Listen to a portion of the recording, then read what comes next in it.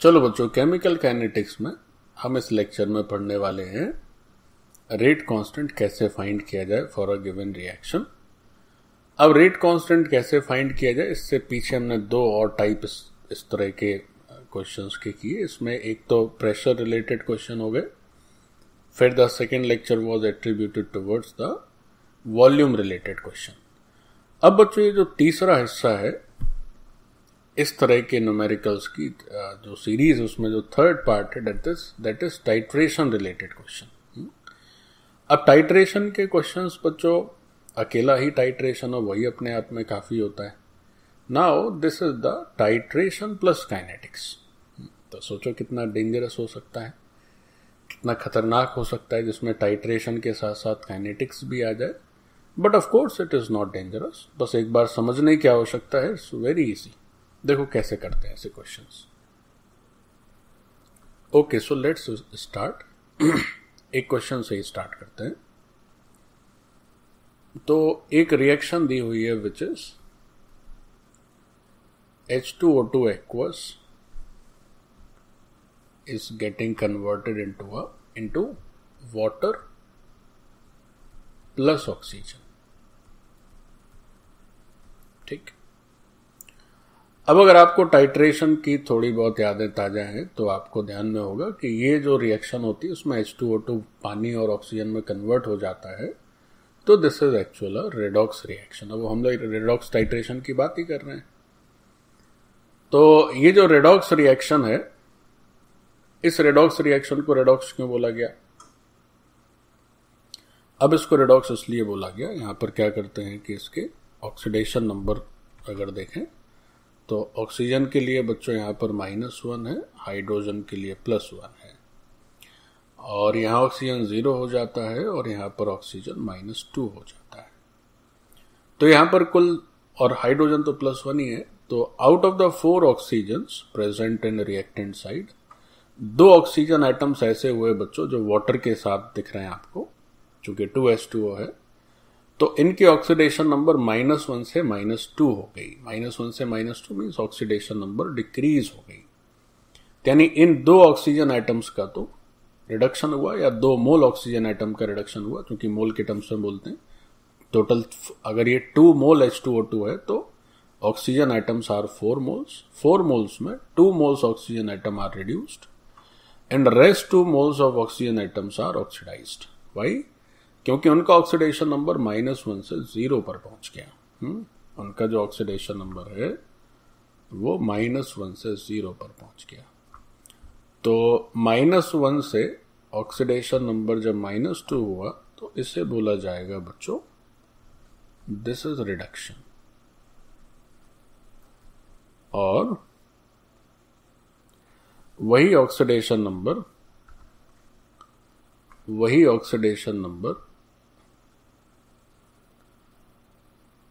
Oxygen का ही oxidation number -1 से increase होकर 0 पर पहुंच गया, तो वी कॉल इट ऑक्सीडेशन। इसे बोला जाएगा बच्चों ऑक्सीडेशन। फाइन। अब यहां पर ये जो H2O2 है, तो दरअसल होता क्या है कि एक H2O2 का ऑक्सीडेशन होता है, क्योंकि 2 H2O2 दिख रहे हैं आपको, तो एक का ऑक्सीडेशन होता है और एक का रिडक्शन होता है। तो जब ऑक्सीडेशन रिडक्शन साइमल्टेनियस होने लगे तो ऐसी रिएक्शंस ही क्या होती हैं? ऐसी रिएक्शंस होती हैं रेडॉक्स रिएक्शंस, है ना। So the given reaction is a redox reaction. तो ये क्वेश्चन में ये सब कलरफुल नहीं ड्रॉ करके दिया जाता है, क्वेश्चन में केवल रिएक्शन लिख देंगे। बट चूंकि हम तो सीख रहे हैं अभी, तो इसलिए मैंने आपको, इसलिए ये सारी बातें हैं। सो this is a redox reaction. अच्छा, वहां पर ये भी नहीं लिखा रहेगा किसी क्वेश्चन में कि ये रेडॉक्स रिएक्शन है। Fine. Oxidation and reduction simultaneously. Now अब इसमें काइनेटिक्स का रोल क्या आएगा? देखिए काइनेटिक्स का रोल कैसे आता है। After this question what else would be given in such question? अब बच्चों चूंकि यहां पर ये जो H2O2 हाइड्रोजन पेरोक्साइड है, ये एक ऑक्सीडाइजिंग एजेंट की तरह भी काम कर रही है और ये रिड्यूसिंग एजेंट की तरह भी काम कर रही है ना। आप इसको ऐसे भी समझ सकते हैं, आप इसको ऐसे समझिए कि you separate these two molecules of H2O2। 2 molecules भी कह सकते हैं, 2 मोल्स भी कह सकते हैं। तो एक H2O2 ऑक्सीडाइज हो रहा है और दूसरा H2O2 रिड्यूस हो रहा है। तो जो रिड्यूस हो रहा है वो ऑक्सीडाइजिंग एजेंट है और जो ऑक्सीडाइज हो रहा है वो रिड्यूसिंग एजेंट है। तो इस रिडॉक्स रिएक्शन में हाइड्रोजन पेरोक्साइड जो है वो, इस रिडॉक्स रिएक्शन में ये जो हाइड्रोजन पेरोक्साइड है वो ऑक्सीडाइजिंग एजेंट की तरह भी बिहेव कर रहा है, ऑक्सीडाइजिंग एजेंट की तरह भी बिहेव कर रहा है और ये रिड्यूसिंग एजेंट की तरह भी बिहेव कर रहा है। नाउ अगर आपको इस हाइड्रोजन पेरोक्साइड के अननोन सॉल्यूशन का टाइट्रेशन करना है तो you can use either a reducing agent, you can use a standard solution of either reducing agent or oxidizing agent both. Why? अगर आप एक स्टैंडर्ड सॉल्यूशन यूज करते हैं से ऑक्सीडाइजिंग एजेंट का, तब फिर उसके साथ ये हाइड्रोजन पेरोक्साइड रिड्यूसिंग एजेंट की तरह काम करेगा, क्योंकि जो स्टैंडर्ड सॉल्यूशन होता है टाइट्रेशन में और जो अननोन सॉल्यूशन होता है वो दोनों फाइनली रिएक्ट करते हैं। तो स्टैंडर्ड सॉल्यूशन अगर आपका ऑक्सीडाइजिंग है तो इसे रिड्यूसिंग की तरह बिहेव करना पड़ेगा, और अगर स्टैंडर्ड सॉल्यूशन आपका रिड्यूसिंग है तो ये ऑक्सीडाइजिंग की तरह बिहेव करेगा। एनीवेज, जैसा भी हो, it depends upon the question कि वो कैसा स्टैंडर्ड सॉल्यूशन हमें क्वेश्चन में दिखाते हैं। तो भाई दोनों के साथ काम कर जाएगा, चाहे स्टैंडर्ड सॉल्यूशन आपका ऑक्सीडाइजिंग हो चाहे रिड्यूसिंग हो। ओके, तो let's say what is given.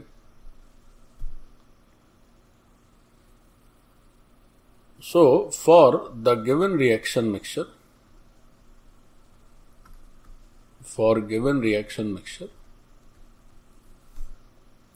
Standard solution जिसका स्ट्रेंथ हमको पता रहता है, टाइट्रेशन में क्या होता है, एक स्टैंडर्ड सॉल्यूशन होता है और एक जो है वो अननोन सॉल्यूशन रहता है। तो standard solution of KMnO4, titration हम लोग ऑलरेडी कवर कर चुके हैं, इसलिए उसके बारे में हम लोग चर्चा नहीं कर रहे हैं। Assuming that we know the titration, now we are solving the question. Standard solution of KMnO4 is used for titration such that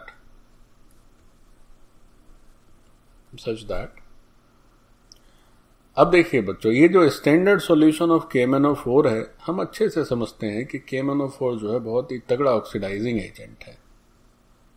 अभी तो क्वेश्चन पूरा ही नहीं हुआ है, अभी तो क्वेश्चन हम लोग करेंगे।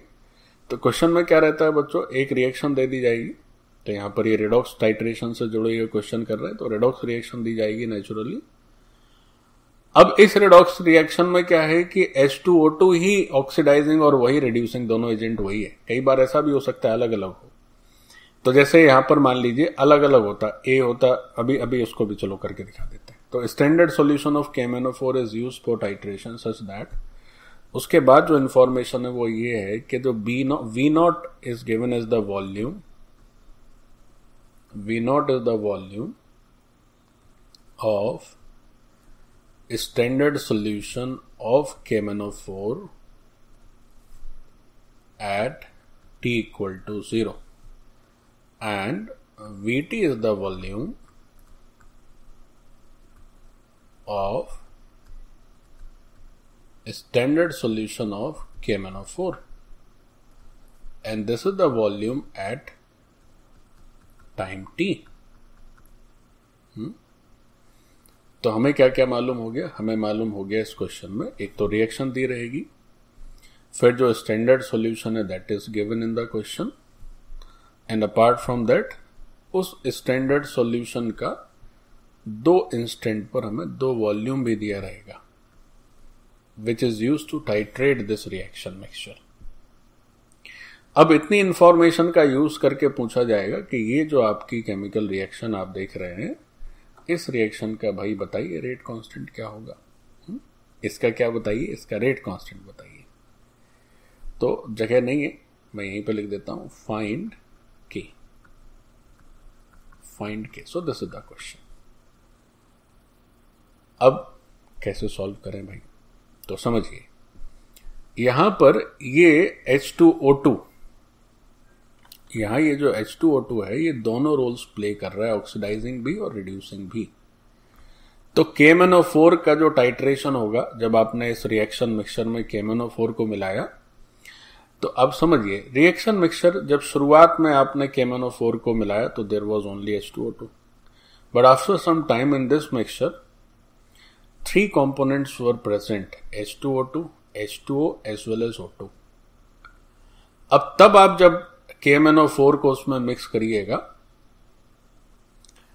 तब क्या होगा कि तब वो KMnO4 चूंकि ऑक्सीडाइजिंग है तो उसे तो केवल रिड्यूसिंग एजेंट की तरह ही, रिड्यूसिंग एजेंट से ही रिएक्ट करना है, तो H2O2 से ही रिएक्ट करेगा और शुरुआत में भी H2O2 से ही रिएक्ट करेगा। कई बार ऐसा भी होता है बच्चों कि ये दो ऑक्सीडाइजिंग और रिड्यूसिंग एजेंट्स अलग अलग होते हैं, तो अगर यहां पर डिफरेंट रहे होते तब ये KMnO4 किससे रिएक्ट करता, तब ये KMnO4 जो है वो KMnO4 स्ट्रिक्टली केवल रिएक्ट करता किससे, रिड्यूसिंग एजेंट से, क्योंकि KMnO4 क्या है, KMnO4 is a very powerful oxidising agent. तो ये जो KMnO4 है जब इसको आप मिक्स करेंगे, जब आप उसको मिक्स करेंगे इस रिएक्शन मिक्सचर में, तो it will search for the reducing agent. Why? Because KMnO4 itself is a powerful oxidizing agent. These things are not given in the question.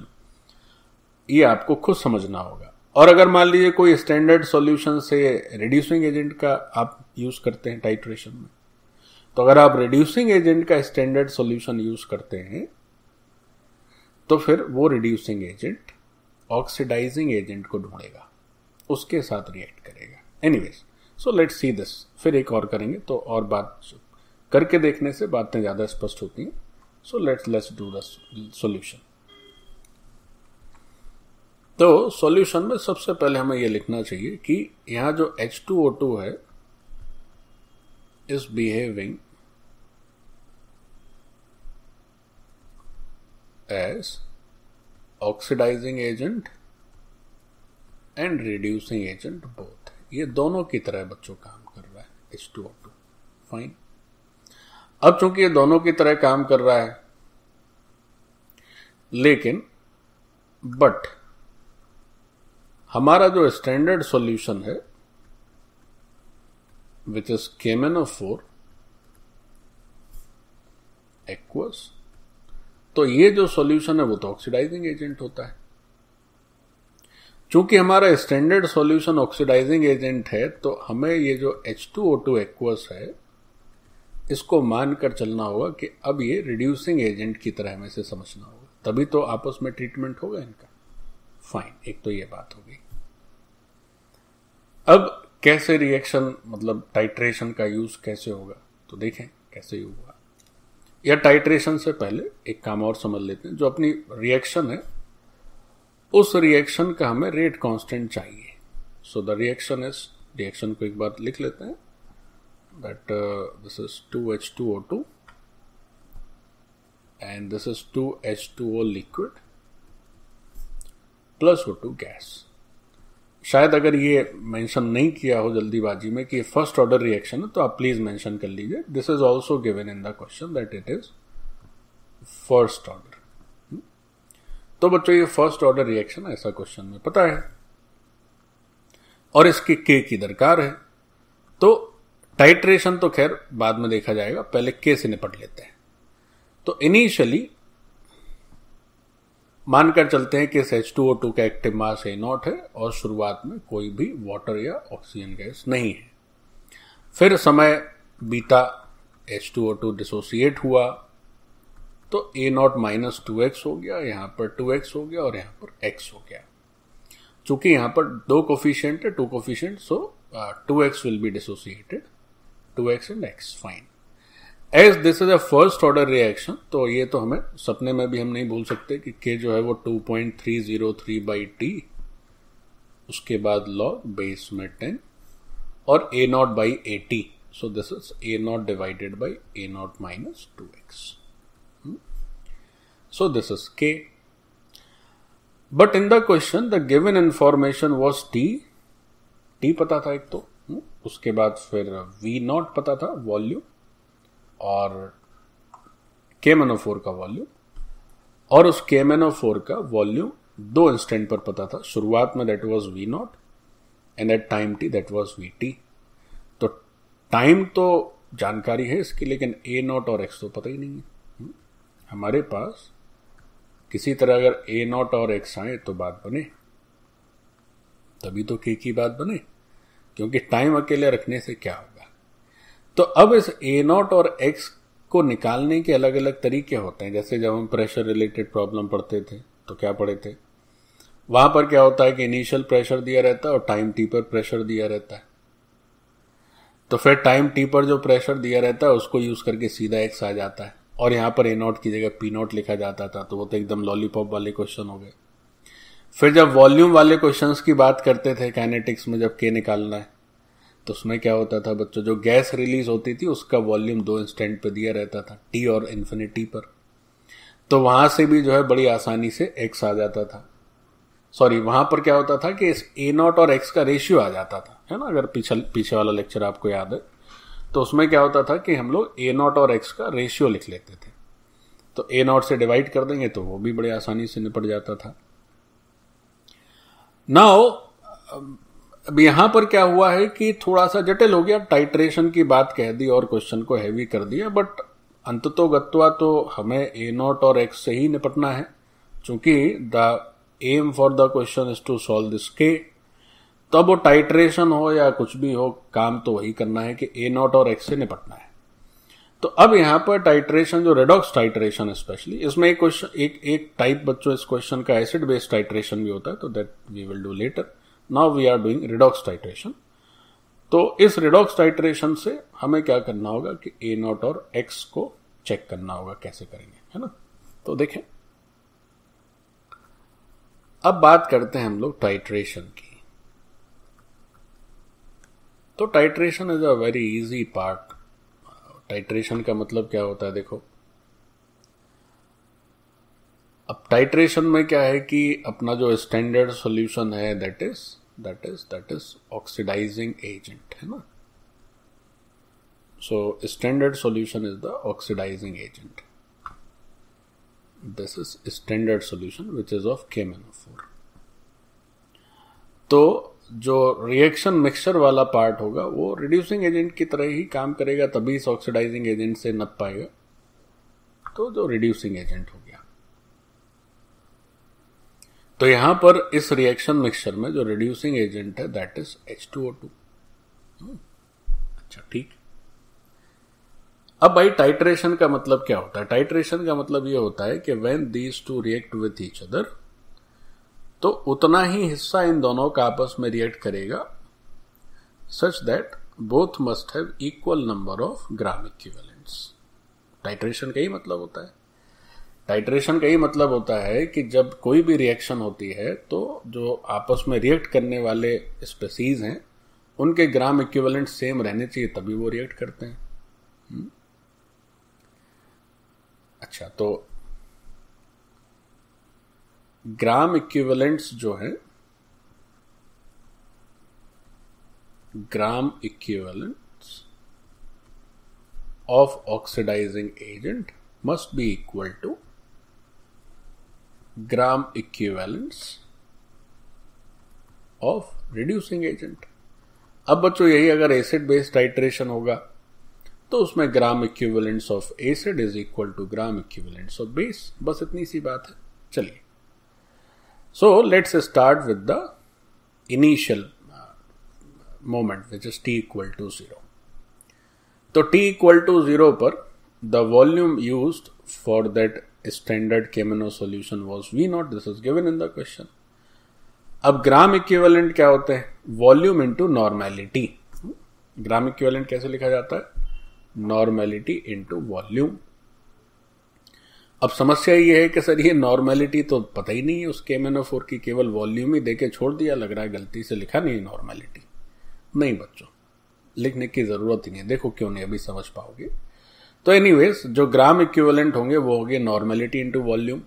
अच्छा, ये तो हुए किसके, स्टैंडर्ड सॉल्यूशन के। अब बात आती है H2O2 की। तो H2O2 का जो इनिशियल एक्टिव मास मान लेते हैं वो हमने नंबर ऑफ मोल्स कंसीडर करे, तो initial number of moles that we took was A0, we assumed A0 से स्टार्ट किया था ना, तो A0 initial number of moles हो गए।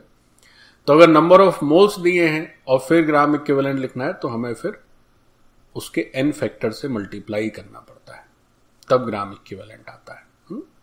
ये सारी चीजें थोड़ा सा मेंशन कर देते हैं। NF मतलब होता है n फैक्टर। अरे सर, ये तो बहुत डेंजरस होता जा रहा है, n फैक्टर भी पता करना पड़ेगा। जो अननोन है या जिसके साथ वो स्टैंडर्ड सॉल्यूशन रिएक्ट कर रहा है, जैसे यहां पर H2O2 है, कोई और भी हो सकता था, तो फिर तो बड़ा चक्कर हो जाएगा सर, सबका n फैक्टर पता करो तब उसके ग्राम इक्विवेलेंट आएंगे। ना ना ना, इसकी भी जरूरत नहीं है। देखो क्यों नहीं। So what is this, this is A0। A0 is number of moles और V0 is the volume and this capital N is normality. This is what, this is normality. तो बच्चों ये पूरा जो सेटअप हुआ, this is at t equal to 0। So let's say this is the first equation. अब यहां भी दो लाल निशान हम लोग लगा सकते हैं, किसके ऊपर, न तो सर नॉर्मेलिटी दी है, ना ही हम n फैक्टर जानते हैं, तो करें तो क्या करें, कुछ ना करें, बस आप एंजॉय करें और समझे, सब निपट जाएगा धीमे धीमे। देखिए कैसे। अब t इक्वल टू 0 पर तो बात बन गई। अब टाइम t पर देखते हैं, टाइम t पर देखते हैं। तो टाइम t पर वो जो फिर से सॉल्यूशन है फिर से मिलाया, उसका एक नया वॉल्यूम मिला दिया VT। स्टैंडर्ड सॉल्यूशन है तो नॉर्मेलिटी तो वही रही जो पहले थी। अच्छा, फिर अब टाइम t तक आते आते बेचारा कुछ H2O2 हमारा डिकम्पोज हो गया, तो जो बचा कुचा था वो कितना बचा कुचा था, A0 माइनस 2x, और फिर उसका आ गया n फैक्टर। तो ये हुआ अपना सेकेंड। बच्चों नंबर ऑफ ग्राम इक्विवेलेंट लिखने का एक फॉर्मूला ये भी है, normality into volume is your gram equivalent, और एक फॉर्मूला ये भी है, number of moles into n factor is also gram equivalent, है ना। तो this is the second equation. अब देखो कितना मजेदार काम होने वाला है। अगर हम पहली और दूसरी इक्वेशन को आपस में डिवाइड कर दें तो नॉर्मेलिटी तो ना रहेगा नॉर्मेलिटी और ना रहेगा ये n फैक्टर। ये जो इतने दुखदाई पीड़ादायक टर्म थे नॉर्मेलिटी और n फैक्टर, जिनको देखकर हमारी सांसें फूल नहीं थी, ये दोनों से हम लोग छुटकारा पा गए, झंझट खत्म। तो हमेशा याद रखें कि जो स्टैंडर्ड सॉल्यूशन है उसकी नॉर्मेलिटी या उसकी स्ट्रेंथ, नॉर्मेलिटी भी एक तरह का स्ट्रेंथ ही है, तो उस स्टैंडर्ड सॉल्यूशन का स्ट्रेंथ या उसकी नॉर्मेलिटी या उसका कंसंट्रेशन कुछ जानने की जरूरत नहीं है। क्यों? उसे तो निपटना ही है। ऐसे ही जो रिएक्शन मिक्सचर में अपना ऑक्सीडाइजिंग या रिड्यूसिंग एजेंट जो भी है, उसका भी n फैक्टर, उसके विषय में भी हमें सोचने की आवश्यकता कतई नहीं है। तो ना ही इस नॉर्मेलिटी की चिंता है और ना ही इस n फैक्टर की चिंता है, तो एकदम चिंता मुक्त रहना है। अब बस हो तो गया। अगर अभी थोड़ी देर पीछे हम देखें तो जो लॉग के अंदर यही तो लिखे थे, A0 बाई A0 माइनस 2, इसी में तो परेशानी थी। आ गया, हो गया, यही तो है V0 by VT। We are giving these two values V0 by VT। तो अब देखो कितना सुनने में खतरनाक लग रहा था, अरे रे टाइट्रेशन, उसमें भी काइनेटिक्स के साथ। But how easy is this? Titration ने तो अपनी सारी परेशानी ही हर ली। कितनी आसानी से A0 और A0 माइनस 2x की value direct V0 by VT। तो भाई हमारा जो K जिसके विषय में चर्चा हो रही थी, दिस वाज 2.303 बाई T, और उसके बाद अंदर था लॉग बेस में 10।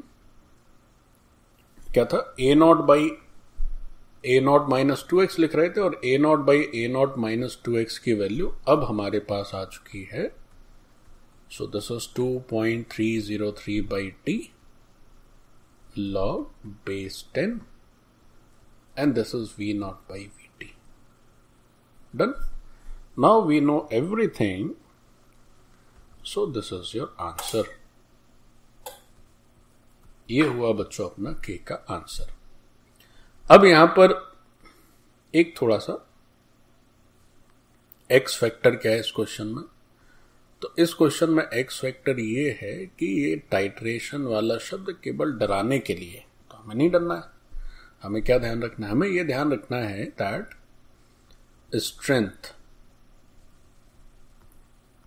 स्ट्रेंथ का मतलब जनरली नॉर्मेलिटी की बात हो रही है. नॉर्मेलिटी ऑफ स्टैंडर्ड सॉल्यूशन है ना. अब वो स्टैंडर्ड सॉल्यूशन यहाँ KMnO4 है, कहीं कुछ और भी हो सकता है. तो जो भी स्टैंडर्ड सॉल्यूशन हो, strength of standard solution is not required.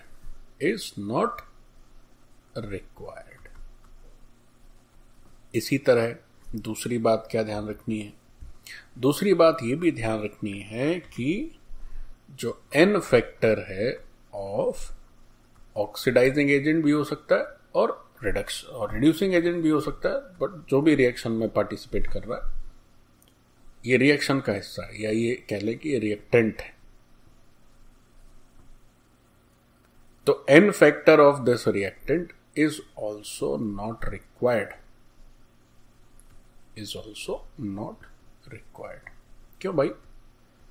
क्योंकि इसका भी काम तमाम होना है. ये दोनों ही बच्चों कैंसिल हो जाते हैं. क्या होते हैं?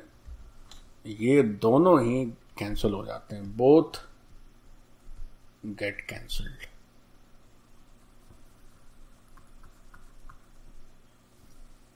तो इस तरह से बड़ी आसानी से हम लोग ऐसे क्वेश्चन कर सकते हैं. ठीक. अब एक थोड़ा सा और 1 डिग्री हायर, थोड़ा सा और डिफिकल्टी में एक लेवल ऊपर रेडॉक्स टाइट्रेशन का एक क्वेश्चन चलो और करते. चलो बच्चों एक और दूसरा क्वेश्चन देखते हैं. The question is given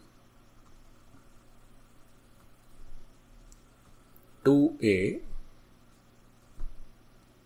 gives 4b plus 5c and this is a first order kinetics. Okay. If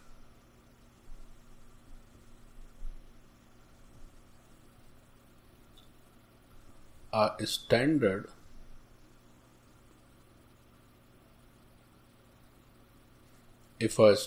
solution is mixed with given reaction mixture comma it reacts with all three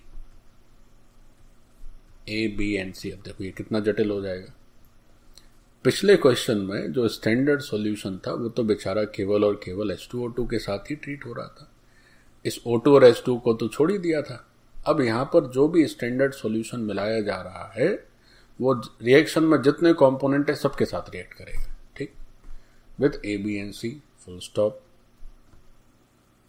अच्छा फिर क्या बात है? If n factor of A, B and C are in ratio 2:3:5 and V0 is equal to volume of standard solution at time t equal to 0. Vt is equal to volume of standard solution at time t. ये दो बच्चों volume दे दिए, तो फिर से काम वही करना है. Find rate constant of reaction. अच्छा, एक बात और शुरुआत में दे दी कि एक बात और भी दे दी, इनिशियल केवल ए ही प्रेजेंट है।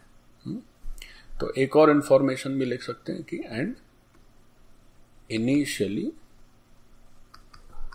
Only A is present. ठीक, फिर वी नॉट दे दिया, वी टी दे दिया, रेट कांस्टेंट बताना है। तो क्या हुआ है भाई कि वो जो स्टैंडर्ड सॉल्यूशन था वो जैसी रिएक्शन शुरू हुई थोड़ा सा मिला दिए, वी नॉट मिला दिए, तब तो केवल ए नॉट था, तो ए नॉट के साथ ही उसका ट्रीटमेंट होगा। फिर कुछ समय बाद क्या हुआ, ए डिकम्पोज हुआ, बी और सी बन गया। तो after time T what happens that reaction mixture has 3 components, A B and C, all 3। और फिर टाइम टी बाद जब हमने ये जो स्टैंडर्ड सॉल्यूशन का वॉल्यूम इसमें मिलाया, तो व्हाट हैपेंड कि ये जो स्टैंडर्ड सॉल्यूशन है वो तीनों के साथ रिएक्ट कर गया, ए के साथ भी, बी के साथ भी और सी के साथ भी। अच्छा, फिर क्या क्या दिया है, स्टैंडर्ड सॉल्यूशन के विषय में कुछ नॉर्मलिटी वगैरह नहीं दी है, जरूरत भी नहीं होती, अभी पिछले क्वेश्चन में की कैंसिल हो जाता है। लेकिन इन तीनों के, चूंकि यहां पर 3 रिएक्शन मिक्सचर के कंपोनेंट्स हैं जिनके साथ उसको रिएक्ट करना है, तो इन तीनों के एन फैक्टर का रेशियो दे दिया है, दिस इज 2:3:5, एन फैक्टर का रेशियो। अगर केवल एक के साथ ही करता तो एन फैक्टर की भी कोई जरूरत नहीं थी। अब चलिए बताइए कि रेट कांस्टेंट क्या होगा। देखो बच्चों कैसे करते हैं। चलो भाई, तो क्वेश्चन स्टार्ट किया जाए। So the reaction that was given is 2A, और 2A से बन रहा था क्या, 4B और 5C। फाइन। अब इनिशियली हमने मान लीजिए इसके A नॉट मोल से स्टार्ट किया मामला, तो A नॉट 0,0। फिर टाइम T, जो टाइम T दिया होगा, यहां नंबर्स में हम लोग नहीं लिख रहे चूंकि फिर कैलकुलेशन वाला पार्ट हो जाता है। तो टाइम टी पर क्या होगा, ए नॉट से 2x निकला, यहां पर बच्चों 4x का फॉर्मेशन हुआ और यहां पर 5x का फॉर्मेशन हुआ। As the reaction is given to be first order kinetics, इसके बारे में तो हमें पता है कि ये फर्स्ट ऑर्डर है, तो फर्स्ट ऑर्डर काइनेटिक्स है, तो यहां से जो k निकलने वाला है that is 2.303/t log base में 10, और फिर हो जाएगा बच्चों a naught divided by A naught minus 2x। अच्छा, एक बात मन में आ सकती है, शंका हो सकती है। क्या शंका हो सकती है कि सर आपने तो सिखाया है कि ये एक्टिव मास होना चाहिए, एक्टिव मास को तो हम लोग मोल के टर्म में नहीं लिखते हैं। आपने हमें जहां तक सिखाया है वो तो यही है कि एक्टिव मास को मोल फ्रैक्शन लिख सकते हैं, एक्टिव मास को हम लोग कंसंट्रेशन लिख सकते हैं, एक्टिव मास को हम लोग फिर क्या लिख सकते हैं, एक्टिव मास को हम लोग प्रेशर के टर्म्स में लिखते हैं, लेकिन मोल्स के बारे में तो नहीं सिखाया। तो बच्चों मान लीजिए अगर आप एक्टिव मास जैसे ए नॉट बाई एटी में ऊपर कंसंट्रेशन और नीचे भी कंसंट्रेशन लिखना चाहें, तो दोनों में क्या होगा, एक वॉल्यूम से डिवाइड हो जाएगा, और वो कंटेनर का वॉल्यूम तो सेम ही रहेगा। कंटेनर का वॉल्यूम तो नहीं बदलेगा, चाहे t इक्वल टू 0 पे हो चाहे t पे, तो ए नॉट वाई वी कर देंगे और नीचे a naught minus 2x by V कर देंगे, तो ये कंसंट्रेशन में कन्वर्ट हो जाएगा। तो हमारा जो फॉर्मूला होता है उसमें हम लोग दरअसल क्या करते हैं कि एक्टिव मास का यूज करते हैं, लेकिन यहां पर हम केवल और केवल नंबर ऑफ मोल्स लिख रहे हैं।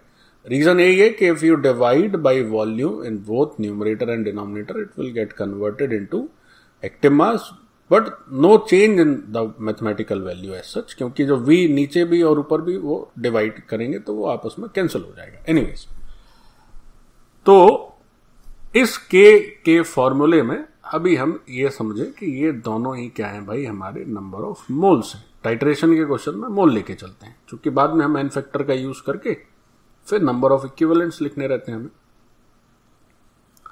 तो इस फॉर्मूले से हमें जो के की रिक्वायरमेंट है, तो टी तो जानते हैं, टी तो पता ही है, टी तो क्वेश्चन में दिया रहेगा, लेकिन ये जो ए नॉट और एक्स है इसके बारे में कुछ पता नहीं। तो फिर टाइट्रेशन की, अब इसको सॉल्व करने के लिए वो जो टाइट्रेशन वाला पार्ट है उसकी हम लोग मदद लेते हैं। कैसे मदद लेते हैं देखो,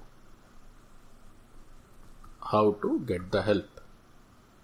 तो देखो t इक्वल टू 0 यानी कि इनिशियली, तो इनिशियली क्या लिखेंगे हम लोग, जब शुरुआत हुई रिएक्शन की तब तो भाई केवल और केवल ये बेचारा ए ही था, तो वो जो स्टैंडर्ड सॉल्यूशन आया वो तो वैसे तीनों से रिएक्ट कर सकता है, लेकिन कुछ है ही नहीं, शुरुआत में केवल ए ही है तो उसी के साथ रिएक्ट करेगा। तो t इक्वल टू 0 पर हमें लिखना होगा gram equivalent of A, this is equal to gram equivalent of that standard solution. ठीक, तो बच्चों अच्छा एक बात और भी है, अब यहां पर जो n फैक्टर थे ए बी और सी के, उनका रेशियो दे रखा था और वो रेशियो था 2:3:5, है ना। तो ऊपर ही लिख लेते हैं, तो n फैक्टर ऑफ ए, नीचे चूंकि जगह नहीं है तो ऊपर लिख देते हैं, n फैक्टर ऑफ ए 2:3:5 था, तो मान लेते हैं ये हो गया 2 लैम्डा। फिर यही n फैक्टर ऑफ बी तो 2:3, सो दैट इज 3 लैम्डा, और फिर ये n factor of C, so this is 5 lambda. As the ratio was 2:3:5, so the value that we have considered is 2 lambda, 3 lambda is 5 lambda.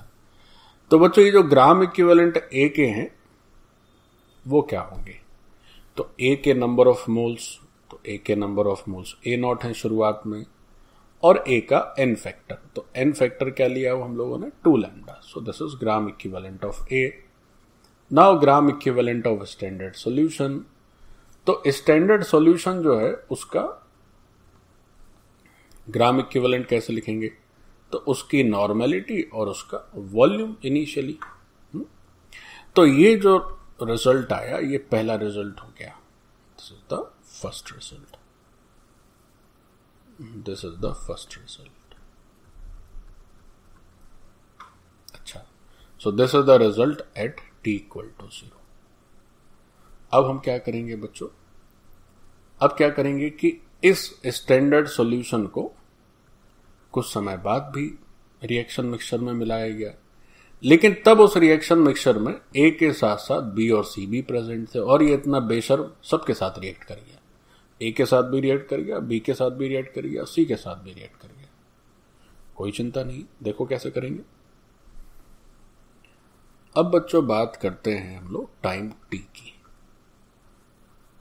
तो time T पर क्या हो रहा है, टाइम टी पर ये जो स्टैंडर्ड सॉल्यूशन है वो चूंकि सबके साथ रिएक्ट कर रहा है, तो ग्राम इक्विवेलेंट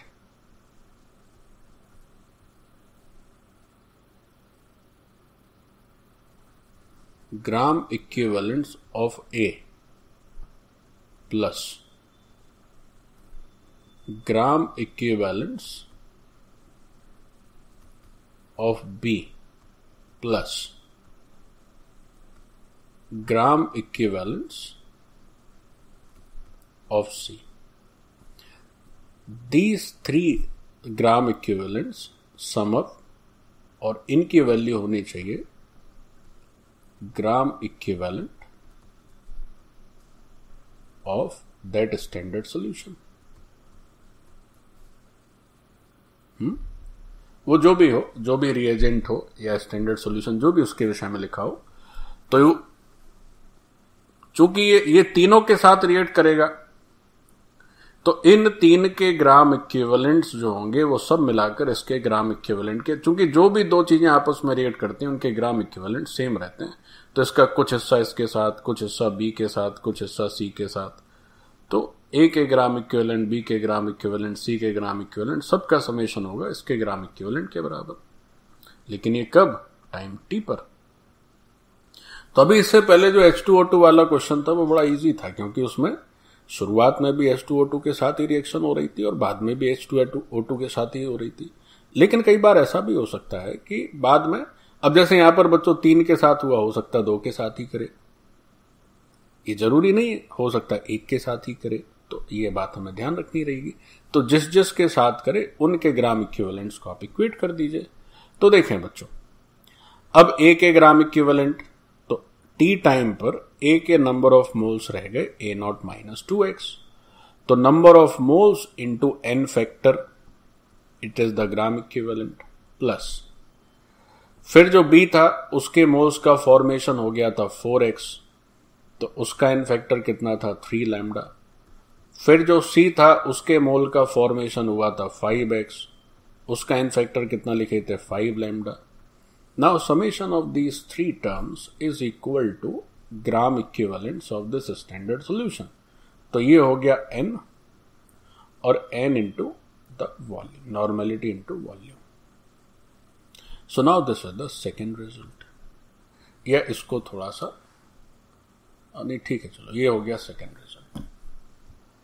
अब पहला रिजल्ट भी चलो यहीं पर लिख लेते हैं, या चलो नेक्स्ट पेज में लिखते हैं। पहला रिजल्ट भी यहीं पर लिख लेते हैं। पहला रिजल्ट क्या था जो पीछे किए थे, वो केवल इतना था कि a naught into 2 lambda and this was equal to normality into volume, that was V naught. अब देखिए हम क्या करें बच्चों, पहले और दूसरे रिजल्ट को आपस में डिवाइड कर दें।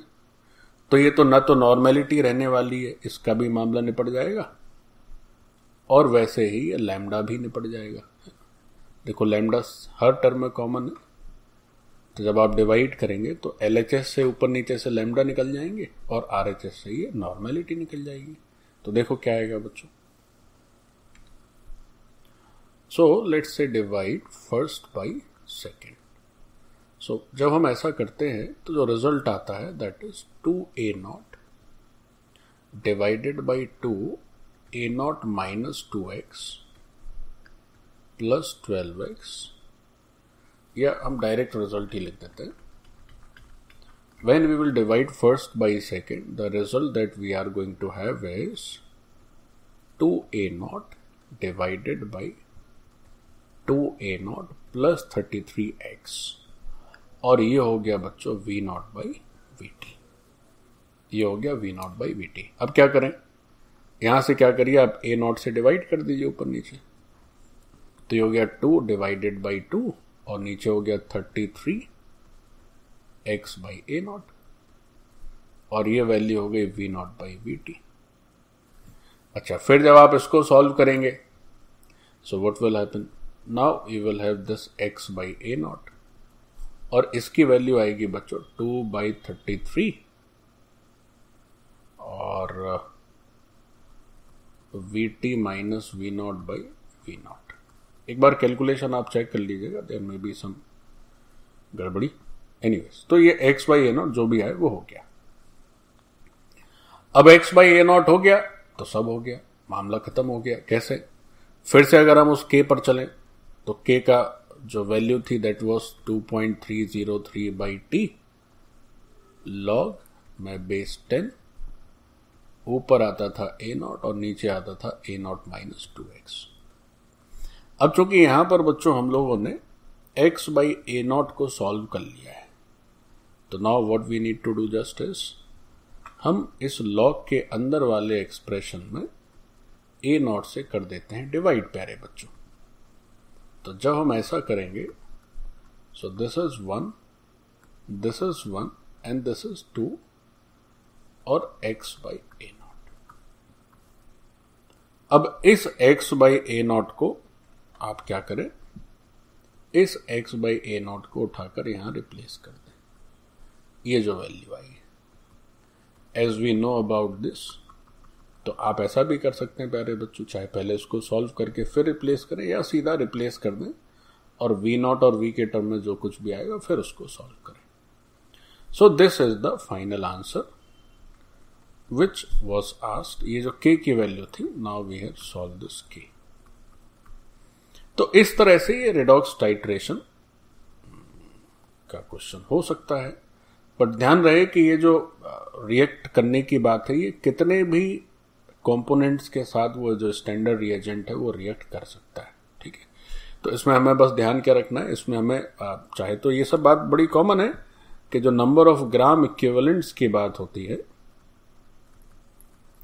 तो जब हम वो जो रिएक्टेंट होता है, जो रिएक्शन का हिस्सा होता है, उसके ग्राम इक्विवेलेंट जब ऐसे क्वेश्चंस में लिखते हैं तो हम लोग क्या करते हैं, number of moles into N factor करते हैं। और वो जो स्टैंडर्ड सॉल्यूशन होता है उसके जब ग्राम इक्विवेलेंट लिखते हैं तो उसकी नॉर्मेलिटी और इनटू उसका वॉल्यूम, तो वॉल्यूम दिया रहता है।